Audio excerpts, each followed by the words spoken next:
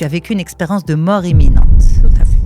Avoir vécu ça, à un moment où c'était pas connu, est-ce que d'abord toi, tu savais ce que c'était? J'avais la vision de mon corps et c'est ça l'expérience, la réelle. Le jeu n'est pas mon corps. Ouais. Les émotions, il n'y en avait pas, c'est juste l'observateur neutre. Comment la femme musulmane, pratiquante, croyante, a vécu cette expérience? C'est plus au niveau spirituel.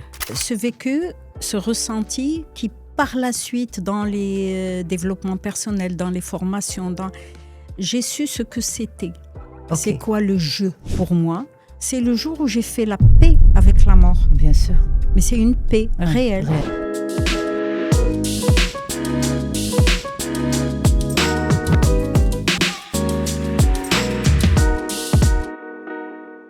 بونجور مرحبا بكم. انا غنجيكم الصراحه الا بغيتوا تنساو راسكم شحال واحد 40 minutes ولا بلوس بغيتوا تنساو راسكم voulez vous détendre au maximum vraiment ما كنكذبش عليكم هاد الحلقه هادي elle est très particulière en matière d'énergie avec السيده اللي قبلت انها تكون معايا بكل الاحاسيس ديالها وبكل الطاقه الايجابيه ديالها وبكل لي زيكسبيريونس دو في ديالها.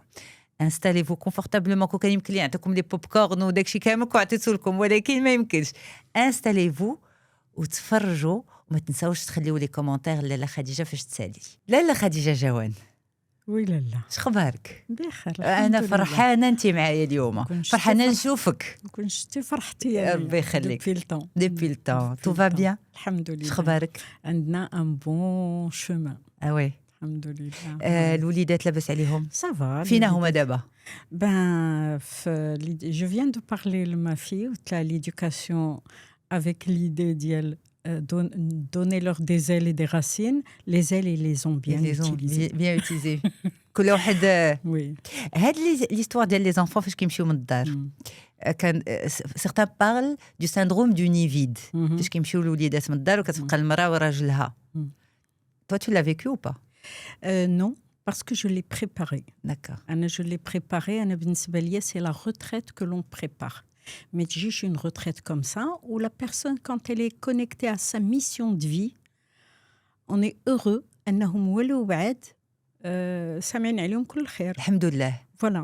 Donc, mais la préparation, c'est de les autonomiser. Ils sont partis pour leurs études. Voilà. Et le fait d'avoir du contact yaoumien, mais vraiment yaoumien, pour la fille, c'est 2 fois par jour minimum. Pour les garçons, c'est 1 fois par jour, 1 fois tous les 2 jours, mais c'est régulier. Donc, on est beaucoup plus proche que des enfants qui sont proches géographiquement. Alors, هذه الأم اللي كتجاوبني. أنا بغيت المرأة والزوجة تجاوبني. حيت فاش كنهضروا على لو سيندروم دو ني فيد كنهضروا ماشي على غير على لو سنتيمون دو الأمومة، mais حتى داك الرجل ومراته اللي كانوا سنين وهما والدين كيوليو غير أزواج. Bon, كيف قلت لك c'est une préparation, mais أنا بالنسبة ليا c'est une étape. اللي ما نبغيش نرجعوا نغير. ياك؟ لا je suis bien نمشيو في حلو. On démarre autre chose. Ouais. Donc le fait quand je revois la vie d'engagée de maman, كل étape عندها الحلاوة ديالها والحلاوة ديالها. Et maintenant, la preuve, je suis là un mercredi. ملي كانوا هما. Jour de tournage. Le jour du tournage. Mais avec eux, ce sont d'autres préoccupations. Donc moi, j'étais les bras ouverts à cette autre étape. Ouais. Donc, syndrome du nid vide, oui, j'ai accompagné des personnes, mais vraiment, je ne l'ai pas vécu. Tu ne l'as pas vécu? J'ai vécu de grosses peines au moment où ils se sont installés ailleurs pour leurs études. C'est-à-dire vraiment le fraq ديال le bac, ديال l'après-bac. Et pour moi, ça y est, هذيك هي هذاك هو la transition, هذاك هو le moment le plus pénible. Ouais. Et je l'ai vécu avec les 3 plus pénibles l'un que l'autre. ياك ماشي واحد ماشي مثلا فاش كتكون عندك لا بروميير اكسبيريونس صافي راه كتوالف. Non. Là, c'est la fille qui a commencé, هي اللي مشات d'abord. Et quand elle est partie, j'ai vécu une histoire de folie. C'était difficile, c'était l'horreur. Mais j'ai mis des mots sur ça. Ce n'est pas dans le temps, c'est la séparation. C'est la séparation. C'est la séparation. Ensuite, l'autre, je l'ai installé, il est parti à Londres. Au retour, c'est comme si je revenais d'un deuil. Et le troisième aux États-Unis, il me dit, mais maman, donc c'était l'impuissance de l'accompagner. Il ne voulait pas. Il s'est installé tout seul. C'est le jumeau, mais pour lui, c'est le grand. Donc, je reste là. Donc, واحد مشى لندن وواحد مشى les États-Unis. ما مشاوش ensemble. Non. واخا c'est des jumeaux. Wacha, c'est des jumeaux. D'y à Londres, il a fait comme le système américain, chaque année dans une capitale, mais magnifique. Où il y ait un vol direct charter sur Marrakech. C'est le Marrakchi. Oui. L'autre, on le voit une fois par an au Texas. Et donc, c'est chacun le tempérament, le vécu. C'est bien qu'ils aient aussi l'autonomie l'un vis-à-vis de l'autre. Et ça, je l'ai travaillé depuis leur naissance. Ne pas les habiller pareil, les mettre dans des classes différentes dans la mesure du possible, pas dans les mêmes écoles, c'était pas très évident. Mais ça, tu l'as fait parfois, de ne pas les mettre dans les mêmes écoles? Oui. Les petites classes et jusqu'au lycée, c'est des classes différentes et je faisais attention de ne pas avoir les mêmes profs. Comme ça, pas de comparatif. Ouais. Et le couple dans tout ça? Parce qu'il me كلشي مشى وبقينا راس في الراس. Donc chacun trouve ses activités pour se retrouver heureusement dans le sens de c'est avec bonheur qu'on se retrouve. Même nos vacances, on les passe différemment et on trouve du bonheur à passer des moments ensemble. Mais ce n'est pas systématique, c'est vraiment une autonomie. Ouais. Est-ce que parfois il y a des couples qui font peut-être le schéma différent qui est فاش الوليدات كيمشيو كيكونوا مثلا عطاو كل شيء لوليداتهم حيت en tant que parent c'est notre mission ماشي كل شيء مي بزاف وفاش كيمشيو كنقولوا très bien الاخر اللي غيعمر ليا البلاصه ديالهم. C'est un travail à faire. Je pense que je comprends, mais quand on a fait ce travail réellement dans son développement personnel, dans le vrai sens, mais chérie, développement personnel dans les généralités, c'est qu'on arrive à se développer indépendamment de l'autre. Donc, on vit avec l'autre et non pas pour l'autre, ni à travers l'autre. Donc là, c'est qu'il y a un vide. Et ça donne beaucoup de problèmes internes parce qu'on s'attend à quelque chose de l'autre qu'il ne peut pas. Il ne peut pas donner. Il ne peut pas. On ne peut pas mettre le mari à la place dans l'espace enfant. Et vice-versa. Donc صافي هما مشاو دونك كلشي بجوج خرجوا بجوج ندخلوا بجوج pas spécialement. Non. Justement, c'est pas ce qu'il faut. C'est vraiment respecter l'autre aussi dans sa façon d'être et se retrouver dans la complémentarité, mais pas dans le besoin de pomper l'autre. Mais qu'est-ce qu'on peut donner, pas qu'est-ce qu'on attend de recevoir. Oui, ça c'est bien dit. Un autre positionnement. Oui. ماشي شنو غناخذ ولكن شنو نعطيه. هذه en fait راه في الصراحه حتى مع وليداتنا الا عشنا غير ليهم فاش كيمشيو راه كنتعذبوا bien sûr حيت كتفقد راسك شنو انا من غير الامومه. Oui. Alors là, c'est la différence entre les rôles et la mission. La mission de vie, elle intègre le rôle de maman. Mais ma mission de vie, ce n'est pas mes enfants. Mes enfants font partie. Donc, prendre conscience que je suis la femme, que je suis l'épouse, que je suis la maman, que je suis la personnalité, la personne dans la société. Tout ça, c'est des rôles. En tant que naturaux, par exemple, dans notre travail, c'est des rôles qui font partie de cette mission. Prendre conscience de ça, on ne met plus toute la mission sur un rôle, sinon on n'existe plus. Absolument. Alors, en parlant des jumeaux, اليوم تبارك الله رجال 33 ans ولكن 33 ans ديالهم هي 33 ans ديالك. Exact. ياك. Exact. parce que l'accouchement d'Yelhom, tu as vécu quelque chose de très particulier. De magnifique. De magnifique. Ça te fait pas peur? Non, au contraire. Ouais. Vraiment, pour moi, c'est une chance d'avoir eu ce vécu.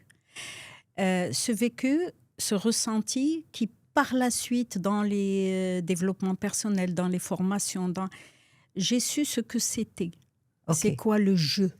Alors, il y a 33 ans, il n'y avait pas de réseaux sociaux, il n'y avait pas... on ne parlait pas d'expérience de mort imminente. On ne parlait pas d'émis. Non. Autant qu'aujourd'hui. C'est ce que tu as vécu, en fait, l'accouchement. Oui. Tu as vécu une expérience de mort imminente. Tout à fait. Avoir vécu ça, à un moment où ce n'était pas connu, est-ce que d'abord, toi, tu savais ce que c'était? Ce que tu avais vécu? C'est pas fahm, c'est du ressenti, parce que dès qu'on parle de compréhension, on est dans le mental. Ok. Il n'y avait rien à comprendre, mais malgré qu'il n'y ait pas de réseaux sociaux ni de communication comme maintenant, dans ma petite enfance et tout, il y avait des personnes qui ont vécu ça ou qui ont pris des surnoms. بحال واحد السيد كان معنا في nos connaissances كان تكنت عليه الميت parce que قالوا مات وقلبوا صافي. Et c'est au moment فاش كيغسلوه que فاق. Ok. Ou فاق alors que c'était cette expérience. Et ça m'avait vraiment très très touchée. Pourquoi سميتو الميت وهو عايش, voilà ce qu'il a vécu. Donc c'est resté quelque part dans ma mémoire, mais à l'avoir vécu moi-même, c'était un avant et un après. Je peux savoir ce que tu as vécu en détail? On n'en a jamais parlé, en fait. Dans les détails. Dans les détails que tu veux donner. Dans la limite des détails que tu veux donner. J'ai rien à cacher. Je ne le crie pas sur les toits, mais je ne le cache pas. C'est juste que j'ai su par la suite, 30 ans plus tard, que c'était à cause de la péridurale. D'accord. Et ça, c'est un chirurgien dentiste qui m'avait dit ça. J'ai un terrain de cardiaque. D'accord. Et tu ne le savais pas? Si, j'avais toujours des problèmes. Pourquoi je parle aujourd'hui de terrain? C'est qu'après cette expérience, j'ai vu ma vie autrement et je me suis prise en charge autrement. Ok. Alors, tu étais enceinte? J'étais enceinte. C'était une grossesse à risque. Des jumeaux? Oui, des jumeaux. C'était un alitement de 8 mois. D'accord. Oui, c'était un surpoids de 40 kilos parce que c'était un surtraitement aux hormones et tout le reste. باش يبقاو في بلايصهم, surtout واحد. Celui des États-Unis? Non, celui de Londres. Celui qui est là maintenant. Qui est là maintenant. Et donc, on m'a piqué la péridurale et je suis partie. Donc, je n'ai pas gardé la conscience. De la péridurale? Oui. Ça fait. Et c'était une chute de tension? Oui. Mais j'avais conscience au moment où je partais. Je tenais la main du médecin. Ça va pas, je me sens mal. Lui pensait que je divaguais un petit peu. Et après, juste après, j'entends le monitoring qui faisait tout, ça y est. Oui. Et je le voyais, Donc, je voyais et mon corps était en bas. Donc, la suspension, oui, décollement complet. J'étais sous le plafond. C'est pas des histoires de films, en fait. Non. J'avais la vision de mon corps. Et c'est ça l'expérience, la réelle. Le jeu n'est pas mon corps. Ouais. Et les émotions, il n'y en avait pas. C'est juste l'observateur neutre. Il n'y avait ni sérénité, ni peur, ni joie, ni rien. Le rien. Total. Et cette expérience de rien, elle était magnifique. Et c'est là où j'ai compris, par la suite, qu'une personne qui décède, son âme, son esprit, est encore tout près du corps. Et que, voilà, elle voit. Mais elle ne ressent rien. Elle voit, elle entend, mais elle ne ressent pas. Rien. Donc, ça veut dire quoi? Est-ce que le jeu n'est pas moi, n'est pas le corps? Non. Mais dans ce cas-là, les émotions aussi ne sont pas le jeu. Non, les émotions sont liées au corps, au physique, au mental, mais pas à l'esprit. l'esprit, moi, c'est ce que j'ai vécu. Tu n'as pas eu peur à ce moment-là de te dire... Non, il y avait pas de les bébés peur. étaient sortis ou pas encore? Oui, c'était juste après les avoir... donc, ils étaient déjà Donc, dehors. la Khadija اللي كانت ديك الساعات en suspension, Oui. ما خماتش في Non, c'est du mental. C'est ça tout le travail que j'ai fait par la suite. Et je me posais les mêmes questions Ouais. que pose la Yasmine aujourd'hui. Non, c'est juste qu'il n'y avait ni peur, ni joie, ni sérénité, ni rien. Rien. Rien. C'était juste, et c'est pas d'extrapolation. C'est juste le ici maintenant, comme les gens le travaillent aujourd'hui en stage. Ah. Le ici maintenant, je regardais tout. Dans les moindres détails, j'entendais dans les moindres détails, j'ai entendu, elle est morte. Je l'ai entendue, mais ça n'a rien fait. C'est vraiment l'observateur neutre. Et tu as vu la lumière? Non. Je suis restée sous le plafond. Non. Après, je me suis retrouvée dans ma chambre. Le moment du retour dans le corps... Non, je n'ai pas de souvenir. Tu n'as pas de souvenir? Non, aucun. J'ai pas eu de ressenti de rentrer, non, sortir, oui, mais pas rentrer.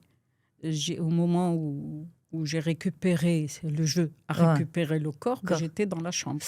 Comment la femme musulmane, pratiquante, croyante, a vécu cette expérience? C'est plus au niveau spirituel. Et bien sûr qui rejoint la religion ou dans les deux sens, ou je ne sais pas trop, parce que pour moi la religion c'est plus du vécu, c'est plus tout ce qui est passé dans la vie. Le spirituel c'est du ressenti, et bien sûr aujourd'hui après des années ou dizaines d'années il y a une corrélation parfaite. Ok. Parfaite. À l'époque c'est juste au niveau de la religion, c'est juste que مازال ما وصلت الساعة. رجعي في حالك باقي كاين ما يدار. باقي عندك un podcast en 2025. Et ça, c'est aussi une prise de conscience parce que même au niveau du tempérament, le tempérament que l'on fabrique, ce n'est pas le caractère, le tempérament, donc la personnalité, ça a complètement changé. Complètement. La vision, la façon d'être, c'est même maintenant, c'est le avant et le après. هادي ديال مازال ما وصلتش الساعة رجعي لبلاصتك. إذا شنو اللي خرجك la première fois? Tu vois ce que je veux dire? Oui, je comprends. اللي خرجني هو mon état de santé qui n'a pas supporté une anesthésie bien particulière. Bon, on n'est pas infaillible et on n'est pas indestructible, mais au niveau de l'esprit qui est éternel, c'était pas son heure de passer de l'autre côté. Et c'est pour ça que je trouve que c'est une chance inouïe d'avoir vécu ça. Oui, d'avoir vécu ça, parce que c'est... Tu as encore des souvenirs clairs de cette expérience, ou là c'est un peu... Non, c'est comme si c'était hier. C'est dans les détails. C'est rentrer dans une zone de la mémoire qui est plus que intacte. C'est fou, donc... dans les détails. Dans les détails. Oui. Alors, certaines personnes, après avoir vécu une expérience pareille, développent des capacités particulières. Est-ce que ça t'est arrivé aussi? Oui. Alors, j'ai une petite pensée pour ma mère, parce que moi, ces capacités, je les avais auparavant. D'accord. Je les avais auparavant, surtout dans les mains, surtout dans le toucher et tout. Le baraka. Oui. Et pour l'anecdote, une fois, j'ai eu un problème de genou aussi, donc j'ai passé beaucoup de temps dans la kiné. En tant que patiente, j'ai passé 8 heures de kiné par jour ici à Casablanca. Pour réparer les dégâts, c'est un autre truc. Ouais, ça, c'était avant le... Oui, j'étais pas encore mariée. Donc, toute cette vie, en fait, de santé compliquée, c'était avant, avant 33 ans. Oui. Avant ces 33 ans. Exactement. Parce qu'après, tout a changé. Tout a changé, exactement. Et elle me disait, quand tu as une petite entorse, bon, je te fais un petit massage, là. قالت لي لا لا لا لا لا بنتي خلي لي رجليا نمشي عند البروفيسيونيل. اوكي. Et un jour, après mariage, après les enfants, elle est venue pour me solliciter pour le même truc. J'ai terminé, bon, gentiment, quoi. Je fais pas des trucs. J'ai dit, comme on dit, le baraka. Et après, j'ai dit, maman, je l'ai تبدل. قالت لي أنا كنعرف بين اللي وقع في هذيك الاكسبيريونس واللي عنده التوام تتكون ليه البركه في ديك الساعه ربي اللي عارف انا ما كنتش عارفه دابا بغيت البركه دونك باش انا بغيت نعرف مي سي فري كو دون لا تراديسيون تيقول لك المراه الا ولدات التوام elle a quelque chose dans les mains plus que les autres. Subhanallah العظيم. Bon, après, il y a eu aussi un héritage. Ma grand-mère aussi, Allah yarhamha, elle était un petit peu connectée ou déconnectée. Et on me disait souvent, tu es جدتك. Bon, il y a plein de choses. Et ça, par contre, tous ces trucs-là, je ne l'écris pas sur les toits. Pour moi, c'est tellement fluide, c'est tellement simple. Et ça retrouve, en fait, ça rejoint ce que tu fais aujourd'hui, la naturopathie, en fait. Oui. Ça rejoint. Oui. Mais c'est pas ce que tu faisais il y a 33 ans. Non, avant. Tu étais plus dans le cérébral. Pour des raisons personnelles, familiales, désir du père défunt. Après le lycée, bon, la voie normale, faire ce qu'il aurait voulu que je fasse. Je voulais absolument partir en Europe et c'était le truc que je pouvais faire, c'était dans l'expertise comptable. Donc c'est vraiment dans le cérébral, les chiffres. Et je suis bien à l'aise avec les chiffres aujourd'hui. J'adore les chiffres. Les tableaux, c'est structurant. Donc. Et après, donc, les enfants, quand Iman est venu, pour moi, c'est d'abord les enfants. Donc, plan carrière mis de côté. Oui. Les enfants, donnez-moi d'un adulte ces 6 premières années, je n'ai que faire du reste. Donc pour moi, les 6 premières années, au moins, les enfants, il fallait que je sois là. Ça, c'est un choix, ce n'est pas une réalité pour tout le monde. Mais j'étais focalisée sur eux. Alors, focalisée dans le sens où les activités de l'école, j'étais la maman bénévole, j'accompagnais les enfants. Moujouda, la couture, le maquillage et tout ça, j'étais toujours là. Je répondais présente, les associations parents d'élèves. Et ensuite, c'était l'associatif. Et ensuite, mes horaires de travail étaient en fonction des horaires des enfants. Après la naissance des jumeaux, tu es resté dans ta tête. Tu savais que tu allais couper avec l'expertise comptable ? En fait, c'est un peu grâce aux jumeaux que j'ai fait le pas. Parce qu'ils sont nés prématurés, une santé catastrophique. Et je suis tombée sur médecin, Allah yarhamha, polonaise.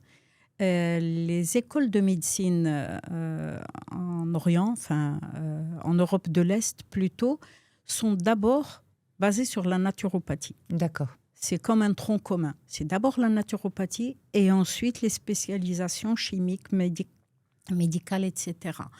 Et donc, elle a su m'accompagner pour les jumeaux. Et moi, quand j'étais en France, avec mon état de santé précaire, j'étais toujours attirée par ce domaine du naturel.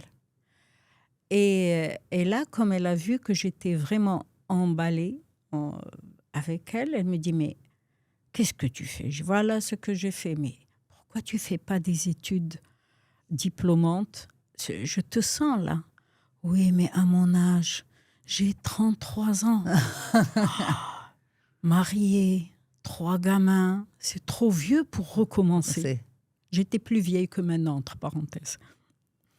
Et c'est là que j'ai fait mes recherches. Ce n'était pas la diététique conventionnelle que je recherchais. J'ai fait des recherches, il n'y avait pas d'Internet, c'était les livres, et c'est comme ça que je suis tombée sur la naturopathie, comme on l'appelait avant. Maintenant, le mot à la mode, c'est holistique. Avant, c'est la naturopathie globale hippocratique. Dans l'approche de chercher la cause et la cause de la cause jusqu'à trouver la cause originale. Et là, pas soigner le symptôme. Si, mais en parallèle, soit le symptôme il est pris en charge par le côté médical, si c'est une opération, si c'est une urgence à traiter médicalement, soit ça peut se traiter par la naturopathie, mais la naturopathie, elle a toute sa place dans correction du terrain pour que le symptôme ne récidive pas. Mais si on s'attarde juste sur le symptôme, il n'y a pas de raison. C'est comme ça qu'on tombe dans les maladies chroniques. Chroniques, absolument. Ça fait le symptôme persiste pour toujours. Persiste parce qu'il n'y a pas de travail sur ce terrain. Et le terrain, il est psychosomatique, il est émotionnel, il est c'est pour ça qu'on parle de holistique. C'est pour ça qu'il englobe. Il englobe tout. Parce qu'un problème relationnel peut impacter le physique et vice-versa. Donc, on ne peut pas...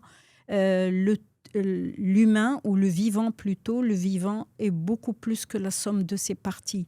C'est un tout indissociable. Alors, moi, je n'arrive pas à faire la connexion entre le moment de l'émis et le changement. J'ai l'impression que ça n'a pas été direct et automatique. Qu'est-ce qui a changé après ce réveil déjà ? Bon, déjà le réveil, c'était une redécouverte du monde. Et le changement n'a pas été immédiat, mais il a été découvert au fur et à mesure des situations. C'est quand je suis dans une situation où je ne réagis plus comme avant. Ce n'était pas du calculé. Ce n'était pas « Ah, je reviens de là, maintenant je change ceci et cela ». Non, c'est juste qu'il y a une prise de conscience et une relation à la mort qui a complètement changé ma vie. Pas plus tard qu'hier, une dame en était et elle me disait « Mais qu'est-ce que tu es ordonnée, c'est inimaginable ». J'ai dit déjà l'ordre, c'est dans l'ordre du cosmos, chaque chose elle est à sa place. Sinon, si on voyait les planètes changer d'avis à chaque moment, c'est pas possible. C'est un rythme. Et autre chose, dans cet ordre, il y a toujours cette arrière-pensée que à tout moment, je peux partir. Et j'ai pas envie de laisser du désordre aux autres. C'est vrai, c'est ça en fait. Vraiment, vraiment. Et ça me rappelle aussi ma mère, الله يرحمها تقول لك ايوا ما فيا ما يموتوا نخلي الروينه للناس. Et c'est toujours chaque chose à sa place. Et voilà, c'est une gestion de stress, gestion d'espace aussi. Et une fois, avec un journaliste, justement à Marrakech, il me posait la question de cette façon de vivre.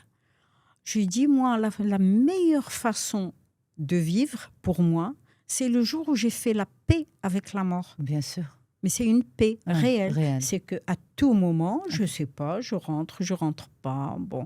Mais dans la sérénité, pas dans l'obsession, ni la peur, ni l'anxiété. On ne peut pas, en fait. On ne peut pas avoir cette peur ni cette anxiété, étant donné que la mafar. Oui, c'est le retour. C'est le retour. Je dis un truc, je dis, nous sommes des aliens. Parce que notre esprit n'est pas d'ici. On a un corps, un uniforme pour la mission sur Terre, mais à tout moment, on peut retour à la base. Retour à la base. Et la base, c'est de là où on est venu. On est venu, on repart. Les séparations ne sont pas évidentes, comme la séparation d'avec les enfants. Mais ça reste une séparation. Mais toi, tu l'as vécu. Tu sais que la séparation, finalement, tu n'as rien senti. C'est pour ceux qui restent. Exactement. C'est pour ceux qui restent que c'est difficile. Mais ce n'est pas pour nous aussi. Non, je parle de ceux qui restent. Les autres, c'est vraiment retour à la base. C'est ce que tu as vécu, toi. C'est tout.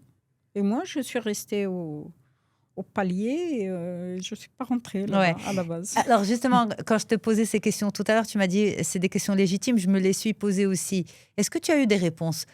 Ou là, est-ce que tu t'es adapté finalement au fait de ne pas avoir de réponse, de te dire mais comment en fait, je laissais une petite fille, je laissais des nouveau-nés, etc. Et j'ai rien ressenti. J'ai eu mes réponses parce que c'était au moment où je sortais pour l'accouchement que j'ai eu la peur de ma vie. Et je ne voulais pas que la petite qui avait 3 ans, je ne voulais pas lui faire d'adieu. Je leur ai demandé de la sortir. Je ne voulais pas la voir. qu'il l'emmène faire un petit tour. Le temps que tu ailles à... Que j'aille à la clinique. Là, je sentais, je pars et je la laisse. Mais c'est encore les émotions de l'humain. Alors que au moment du départ, je me suis dit par la suite, pourquoi j'ai pas eu la réponse? C'est juste que c'est pas nous qui commandons. Et j'ai été orpheline à l'âge d'1 an et demi. Ben, j'ai eu J'ai eu ma vie. Oui. Les 2 parents sont partis en même temps. Mais est-ce que la vie est partie? Non. Leur mission était de nous mettre au monde. Nous sommes 3. Mais après, la mission, c'est des parents adoptifs, les kafalat al-aytam, où c'est beau. Éduquer des enfants qui ne sont pas les nôtres. J'ai vécu d'éduquer les miens. Pas évident. Ouais. Et là, j'étais Toi, tu as perdu les 2 en même temps? Oui, les 2. Asphyxie, oui. D'accord. Donc, j'ai toujours cru que c'était le papa, mais pas la maman. Non, les 2. Le papa, le deuxième papa, oui, ça a fait un choc aussi. J'avais 14 ans et demi. D'accord. Donc, les parents biologiques dialectes? Biologiques, j'avais 1 an et demi, ma sœur 6 mois et mon frère 2 ans et demi. D'accord. Oui, donc c'est les 3, c'est le paquet. Et vous êtes restés ensemble? Oui, oui. La fratrie n'a pas été... Non. Et le père adoptif, qui est le mari de la tante, de la grande sœur, donc c'est sa petite sœur qui est décédée. Oui, donc c'est ta tante qui t'a élevée. Oui. Donc son mari, pour lui, il fallait surtout pas séparer les frères et sœurs, et il y a eu un tutorat et non pas une adoption. C'est ce qu'on appelle l'adoption partielle dans le droit marocain, et non pas une adoption plénière, c'est-à-dire qu'on a gardé notre nom de famille et tout. Et du côté religieux, le sharaï, c'est kafalat aytam, donc c'est un tuteur. D'accord. Ce n'est pas un père adoptif. Voilà. Okay. Et c'est comme ça qu'on a eu nos études. Et tabarakallah, Jalouli fil Jannah, il disait ما عرفتش شكون اللي عايش في رزق الآخرين. أنا اللي في رزقهم ولا هما اللي في رزقي. Depuis que j'ai ces orphelins, et le khair كيفيض.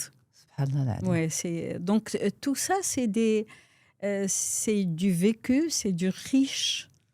Et avec lui, la transmission de la religion, c'était sous cet angle. C'était pas dans les dogmes. C'est vraiment le vécu de chaque jour, de comment il était connecté, comment qu'il dit le khair, comment tout ça. Donc le rêve, en fait, que tu as réalisé, celui de l'expertise comptable, c'était ce deuxième papa. Oui. D'accord. Oui. Et c'est aussi cette deuxième maman qui n'acceptait que je ne parte que si je faisais ça. D'accord. D'accord. Ok. Okay. Et c'est là-bas où j'ai découvert la naturopathie. C'était les années 80. Ouais. Oui. En parlant justement de choses auxquelles on ne peut absolument pas échapper, je vais revenir à une réalité commune à toutes les femmes, celle de la préménopause et de la ménopause. Et ça, en fait, je le répète régulièrement dans ce podcast, c'est que c'est tellement tabou dans notre société, et c'est tabou de par le monde. Peut-être qu'au Japon, c'est pas tabou, où on célèbre justement la richesse des années de l'âge. Mais heureusement que les langues se délient, et notamment en Europe, aux États-Unis, etc., à travers des femmes connues, des actrices qui commencent enfin à en parler, à dire voilà ce qu'on vit et voilà comment on peut se faire aider, et tu n'es pas seule.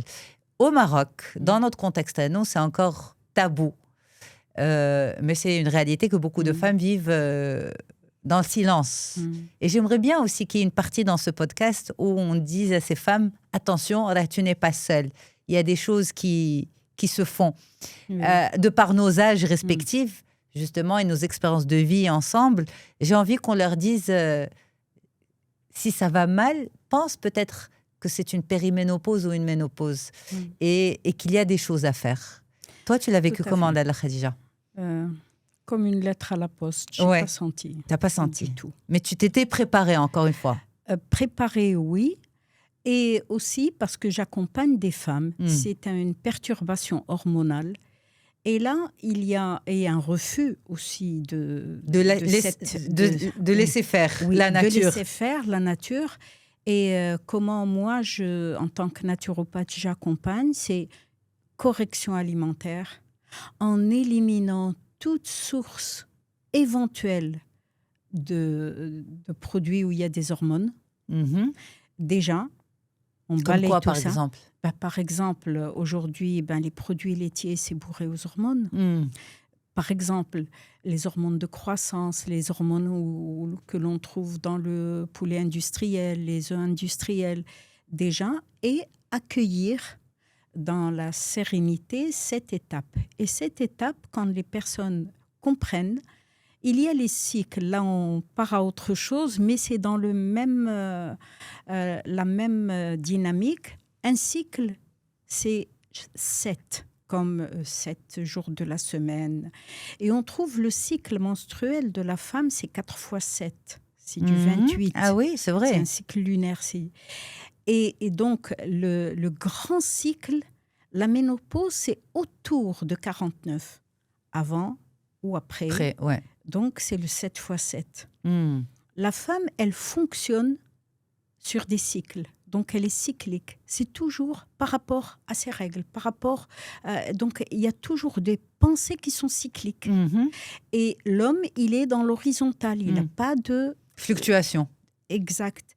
Donc, le fait d'être à la ménopause, au niveau émotionnel, au niveau physiologique, c'est sortir des petits cycles grâce à un grand cercle ou un cycle pour passer dans cette horizontalité. Ouais. Par rapport au temps. Donc, la phase de transition, elle n'est pas évidente. Ouais. C'est tout un changement. Il n'y a plus cette référence. Et c'est pour ça que les traitements hormonaux laissent la personne dans des règles artificielles. Pourquoi artificielles? Non, c'est difficile de changer de pensée, de passer à autre chose. Mais une fois, c'est une seconde naissance. Mais ce n'est pas que dans la pensée. Enfin, je pense que ce qui est le plus compliqué, c'est ce que je me dis, Anna, en tant que femme, ce qui est le plus compliqué, c'est les symptômes physiques. Oui, mais j'ai parlé des symptômes physiques. Tout ce qui est sueur nocturne, bouffée de chaleur, prise de poids, changement de corps, toutes ces choses-là. Tout ça. Donc, l'approche, elle est sur 2 volets. Le volet purement physiologique, alimentaire, complémentation, au niveau des acides gras, polyinsaturés, beaucoup de choses. Donc, tout un programme d'accompagnement purement alimentaire et complément alimentaire. Adapté, bien sûr, plus tout le côté de refus, c'est-à-dire dans les lâcher-prises, dans des séances de relaxation, aussi de l'hypnose pour accueillir quelque chose qui est là. Ouais. Donc, c'est une approche qui est globale, plus la prise de conscience de ces cycles qui rentrent dans une journée de stage ou une journée pluridisciplinaire. Mais le fait d'en prendre conscience et d'accueillir que la ménopause, ce n'est pas une maladie, c'est la moitié du traitement, en fait.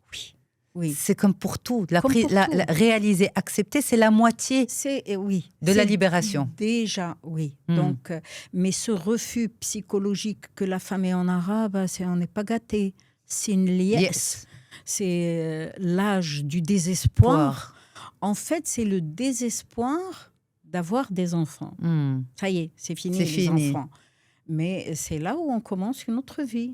Sans et ce mois-ci, et le cycle, et le retard, et pas retard. Ça y est, c'est une libération. Ouais. Donc, il y a tout un travail à faire à ce niveau-là. Pas que biologique, en fait. Non. Et chimique. Non. Et émotionnel, et énergétique, et toute cette approche globale pour que la femme s'épanouisse. Comme en pré-puberté, elle existait, elle s'amusait. C'est pas... Oui, donc et après, c'était difficile de passer à la puberté, aux premières règles, aux premières douleurs. Kéna. Et là, la parenthèse, elle se ferme et on se relibère vers autre chose. On revient à cette légèreté de l'enfance. Exactement. On peut? Oui, on peut. On peut. Alors, hâte de découvrir cette légèreté. Oui. Anna, ce que je veux, c'est que les femmes se libèrent de cette de cette mentalité, de ce poids, d'avoir peur, d'avoir honte de la Mais ménopause. on a de la chance d'y vivre. Ouais. Ben, la mère biologique n'a pas eu cette chance. Elle Ouais. est partie trop tôt. Tôt, Allah yarhamha. Donc, Allah yarhamha, donc même le fait d'avoir des rides, de prendre de l'âge, bien heureuse, celle qui arrive à vieillir, Ouais. ben, elle a une seconde chance de rectifier plein de choses sur son parcours. Qu'est-ce que tu as rectifié, toi, Lala Khadija? Se lâcher prise. Ouais. Un amour inconditionnel, vraiment inconditionnel. Vis-à-vis de toi-même ou... Vis-à-vis de moi-même, vis-à-vis des proches et vis-à-vis de l'humain. L'humain en général, pour moi, aucune personne n'est mauvaise. C'est des comportements qui sont mauvais. Mais elle, le jeu, c'est sa partie divine. Et à partir de là, c'est vrai que son vécu a fait que ses réactions envers la société et envers les autres, ils peuvent être très mauvais, ou plus ou moins. Donc moi, je suis pas la personne avec l'auréole non plus. Non, je vois ce qui est mauvais, mais c'est des comportements, pas l'humain. Non. C'est vrai. Non. Avant, jusqu'à ce que je sois hospitalisée. C'était l'autre extrême. Pardon. Mais maintenant, non. Il a asbni shihid, ça veut dire... j'ai une petite anecdote. Mes jumeaux, un jour, il me dit... Maman, il m'énerve, regarde, qu'est-ce qu'il fait? Il est énervant. Je le prends de côté, jamais je ne réprimande un devant l'autre. L'autre, ok. Ok, alors, oui, je comprends. Il est énervant. Et toi? C'est que tu es énervable. Oh, c'est trop mignon. Donc, on va faire un jeu. Chaque fois qu'il va t'énerver, je te donne un exercice. Même si tu bouillonnes à l'intérieur, laisse-le faire. Ouais. Il va s'ennuyer, il va partir et il va arrêter. Et c'était ça. Donc, est-ce que l'autre, il est énervant? Oui, mais est-ce que moi, je suis énervable? Et là, je travaille sur ma bulle. Ouais. Et je le vois à travers ma bulle. Le pauvre, être énervant, c'est quelqu'un qui n'est pas bien dans sa peau. Allah yachafi. C'est vrai. C'est vrai. Le problème n'est pas en moi. Exactement. Le problème en moi, c'est comment je capte ça. Et en général, les gens qui sont énervables par les comportements de l'autre, je vais un petit peu choquer, c'est que c'est des personnes qui se sentent au-dessus de tout et que c'est elles qui sont dans le vrai. Pourquoi l'autre a fait, pourquoi l'autre a dit, pourquoi l'autre n'a pas dit, pourquoi il n'a pas fait. Mais c'est toujours selon ses références à elle. Mais il fonctionne de cette façon-là. Ça peut ne pas me plaire. Mais de là à ce que ça fasse bouger ce qu'il y a à l'intérieur, non, c'est moi qui donne cette occasion. Je suis tellement... je reprends mes esprits. Oui. Vraiment, je sens que... Bon, on arrive à la fin de notre rendez-vous. Oui. Et c'est ça la magie de Ana Ounti, c'est que chaque interview est un moment unique pour moi, en fait. Un moment unique de connexion entière avec une femme de mon pays, avec une femme marocaine, une vraie. Alors, moi, je veux que tu te connectes, si c'est possible, c'est bien sûr pas un ordre, avec le miroir de Ana Ounti et me dire, en fait, ce que tu emmènes de cette rencontre d'aujourd'hui.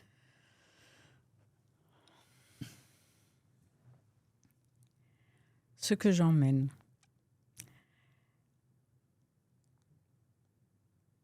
De l'empathie, un regard lumineux, plein de bienveillance, de bonnes intentions, une Yasmine odorante,